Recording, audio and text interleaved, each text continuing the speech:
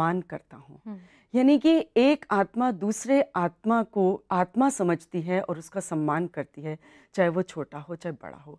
कितनी बड़ी बात है जी। और हमारा जो वेद कहते हैं वो कहते हैं कि पर्णाल धियसी भव, यानी कि तू पत्ते पर्ण की तरह से भी हल्का हो जा, यानी कि तू नम्र हो जा।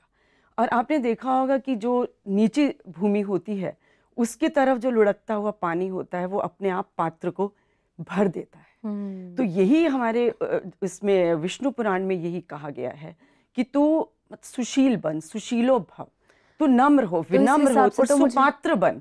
तो उसके पास सारी संपत्तियां और सब सद्गुण अपने आप ही चले आते हैं। जो तो यानी कि यहाँ तो फिर शुरुआत से ही गलती हो रही है, क्योंकि आजकल बच्चों को माता पिता हाय हेलो सिखाते हैं, बिल्कुल घर में कोई आए गुड है। मॉर्निंग गुड इवनिंग कीजिए। तो यानी कि नमस्कार सबसे पहला स्टेप है, ये झुकने का एक हृदय से मैं आपका सम्मान करता हूं। एब्सोल्युटली। और इस समय अलका दिल्ली से हमारे साथ जुड़ी हैं। जी अलका बताएं। Hello Sumada ma'am, good morning. नमस्कार।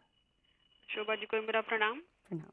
मैम मैं बात तो थोड़ी छोटी सी है, लेकिन मैम मेरी दादस हैं और हम दोनों बहुएं हैं, तो हम दोनों ही पोलाइटली उनसे पेश आते हैं। मतलब उनकी एज 85 के करीब है। अच्छा। और मैम उनको थायराइड भी है, हाई बीपी भी है और शुगर भी है। तो मैम और मेरे हस्बैंड को भी शुगर है। तो मैम उनको मैं थोड़ा जो खाने में देती हूँ वो अपने हस्बैंड के हिसाब से देती हूँ। थोड़ा जो भी मतलब बहुत ज्यादा फ्राइड चीजें या कुछ भी ऐसा चीज नहीं बनाती जो मेरे हस्बैंड को या उन्हें नुकसान दे। हाँ जी। बट लेकिन जो दूसरे हैं वो थोड़ा स्वाद वाली चीजें बनाती हैं। तो मैम मेरी दादस को भी वही पसंद आता है, सब सामान चीजें।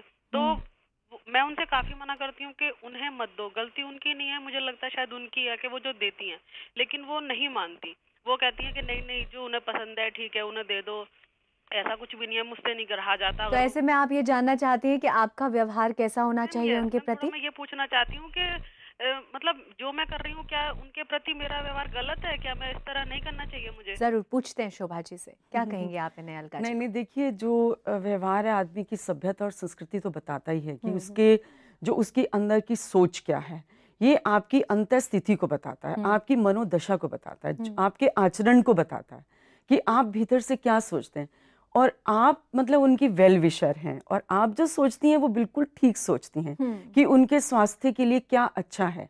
ये तो है ठीक कदम। लेकिन अगर वो खाली स्वाद देख रही हैं तो मुझे नहीं लगता कि वो इतनी अंदर से इतनी वेल विशर हैं। करेक्ट। तो मुझे लगता है कि आप जो कर रही हैं वो ठीक कर रही हैं। आप प्यार से उनको समझाइए कि ये इनके स्वास्थ्य के लिए अच्छा नहीं जी। तो यानी थोड़ा सा कम्युनिकेशन गैप जो आ रहा है बीच में, वहां पर अगर आप थोड़ा सा ब्रिजिंग करने की कोशिश करेंगी तो शायद सब कुछ ठीक हो जाए। उनके साथ आराम से बैठ के बात कीजिए, उन्हें समझाइए, शायद सब कुछ ठीक हो जाएगा। इस समय अर्जुन फरीदाबाद से हमारे साथ जुड़े हैं। जी अर्जुन जी। सुमेधा जी नमस्कार। नमस्कार। आचार्य जी नमस्कार। मुझे उम्मीद है आचार्य जी की स्वास्थ्य जो है वो ठीक लग रहा है, क्योंकि पिछले फ्राइडे हम उनको उनके दर्शन नहीं कर पाए। जी जी। तो अभी मेरे को एक चीज और कहनी है कि अभी मेरे को ना जब मैं प्रश्न करता हूँ या अपने विचार रखता हूँ तो मुझे बड़ा जल्दी जल्दी बोलना पड़ता है, क्योंकि मेरी कॉल कई बार कट जाती है जी। तो मेरे अंदर इतनी विनम्रता होते हुए भी मेरी बात से ऐसे लगता है कि जैसे मेरे में विनम्रता ही नहीं है।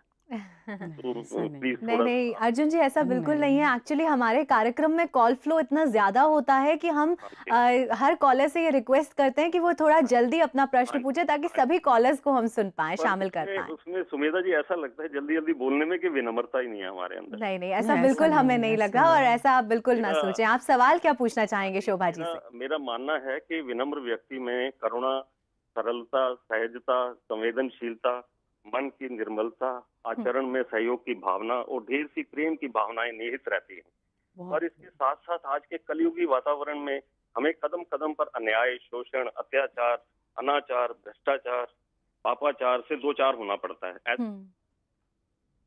बिल्कुल अर्जुन जी, धन्यवाद अपने विचार शेयर करने के लिए। बहुत अच्छी बात बोली है कि जिसमें विनम्रता होती है, सहजता, सरलता, निर्मलता, विमलता, ये सब उसी की ऑफशूट्स हैं। मतलब